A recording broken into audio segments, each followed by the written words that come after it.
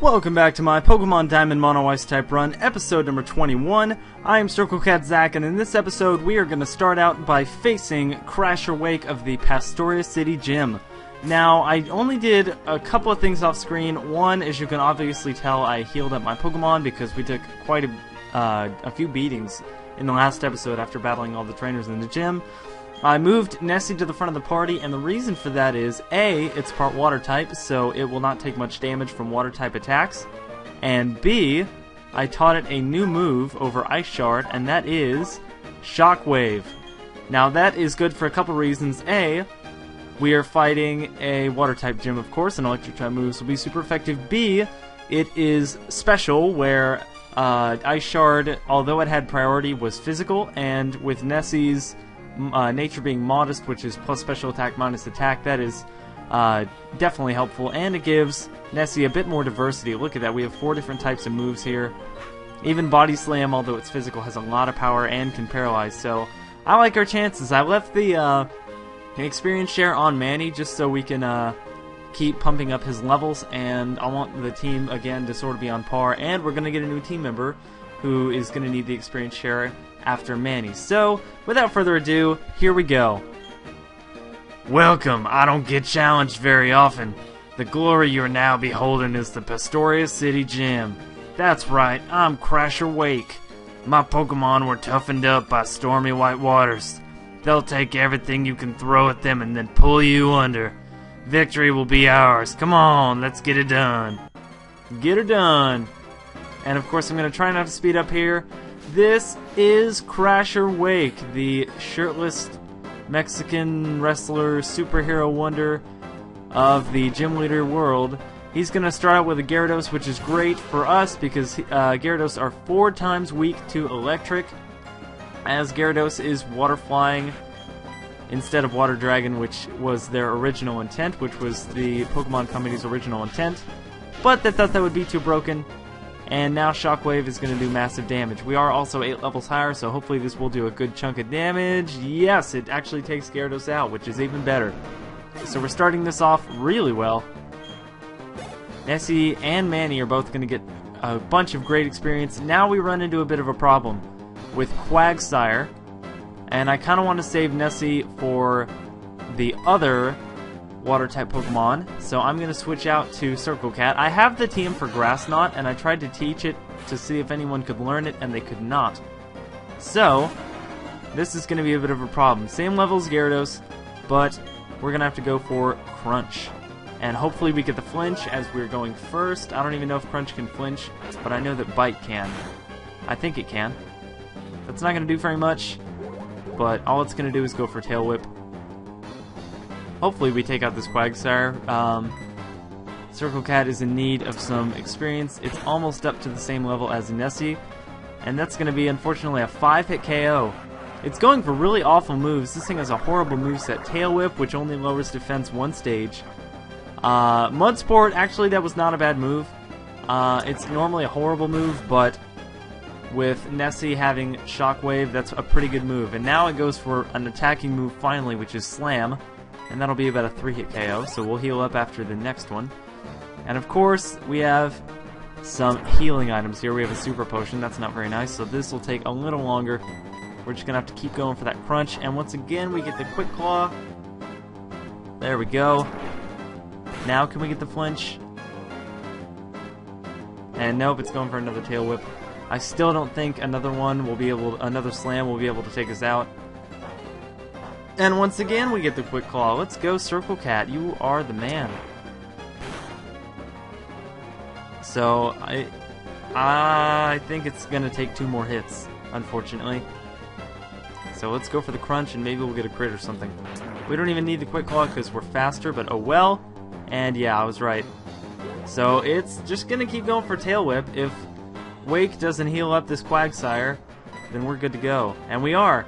I'm probably going to be switching out of Circlecat anyway, because its defense is so low, and because Nessie will be probably more effective. And come on! Really? Okay, well I guess I'll stay in just to get the experience. And now comes probably his best Pokemon, Floatzel. It's his last Pokemon, so it definitely is his best Pokemon. These things are fast. This thing's at level 30, which is 3 levels higher. And they can be pretty devastating if you don't have anything to take them on. Luckily, we have Nessie, who both has lots of HP and can dish out tons of damage. Ice Fang is not going to be very effective by any means. Hopefully we don't get frozen. And we do not, which is great. So now we will go for the Shockwave. And it is going to be faster, obviously, because Lapras aren't the most speedy Pokemon in the world. But Shockwave is going to be super effective. And that's pretty cool animation. It's not the best electric type animation, but it's alright. That's going to do almost enough to take it out. Unfortunately, Floatzel is going to have a Citrus Berry on it, so that'll bring it back up to yellow health, but barring some sort of super potion or other type of healing item, we've got this in the bag. And we do. A Swift will not be enough to take us out, and Nessie has just got us the match, game, battle, whatever, with this last bit of animation from Shockwave. Kaboom! Super effective on the Floatzel. And this was not very difficult, somewhat difficult. That Quagsire was a bit stally, what with the super potion and all. And there we go, that's what I wanted. I wanted Circle Cat to gain a level. And there we go. Did he say Hanwha? Hanwha! That was probably kept over from the Japanese version of the game. And we get the Fen badge. That also was probably kept from the Japanese version. Because otherwise, I get Fin, like F-I-N, like, you know, the Fin on a water type. But no, it's F-E-N. We got the TM Brine just there. And that's actually not a bad move. Where is it? I was going the wrong way. But here we go. Brine is a move with 10 PP, 65 power, and 100% accuracy. If the foe's HP is down to under half, this attack will hit with double the power. So I'm going to probably teach that to Nessie for the time being. What is its other water type move? Water Pulse does 5 less power, but it may confuse the foe. You know, tough call. We don't get the confusion often enough for it to really matter. So I think I'm going to go ahead and switch it out. And I don't think it'll be on there for very long anyway, because at some point, Nessie is going to have to learn Surf.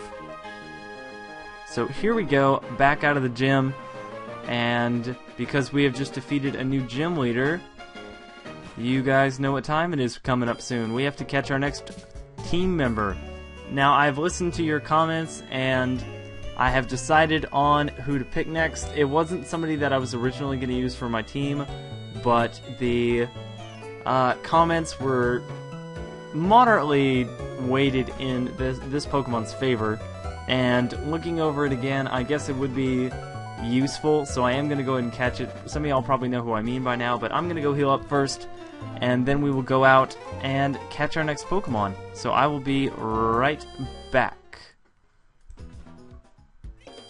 And we are back outside, and I have our party cleared up. I moved Dot out of the party because we need another space, and Cut is the least useful HM that we have right now, and I think Pico might be able to learn it. I'm not sure. But here we go, Route 212. I'm not sure that this is the area I want to catch the next Pokemon in, but I think... Let me check the levels of the Pokemon. Who do we have here? We have a level 18 Wooper. That's not bad. That's pretty low, actually. There we have a level 18 Kricketune. So I don't think I'm going to catch a Pokemon here. I am going to go find out the best place to catch a new Pokemon, and then I will be right back, and we will catch a Pokemon in that area. Okay, so this is the area I've decided to do. I actually cut out a fight with another Jinx that took way too long. They're pretty difficult to capture, and I went out and got some different Pokeballs. I got some Pokeballs, some Great Balls, some Net Balls. I think I got 1 or 2 Premier Balls, and 2 or 3 Quick Balls. So I have Nessie out front. Hopefully a Shockwave won't take it out, but we'll do a significant amount, so let's see if we can catch one. And if this is it. And the Pokemon is... Jinx, that's right.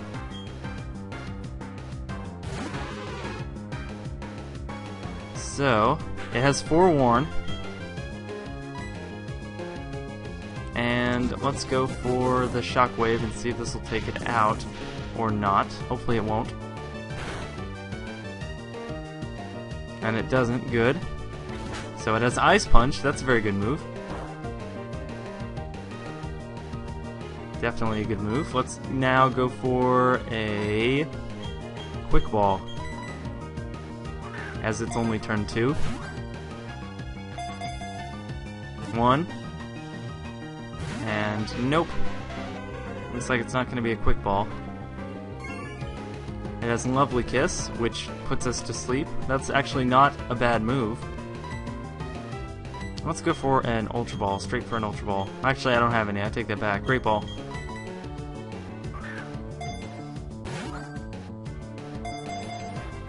One, 2, 3. Caught it, yes! Okay, that took a lot less time than the other one did. So, like I said, cut that one out, and this one works just fine because I actually caught it. And of course, your job is, as the question of the day, to find a nickname for this thing. So what am I going to nickname it? That's up to you.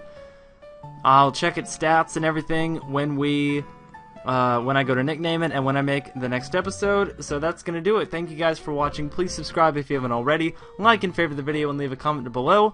And go check out my main channel, circlecatzach, my Pokemon community channel, PokeCapital, and my TCG channel, SHGTCG. And until next time, I will see you guys later.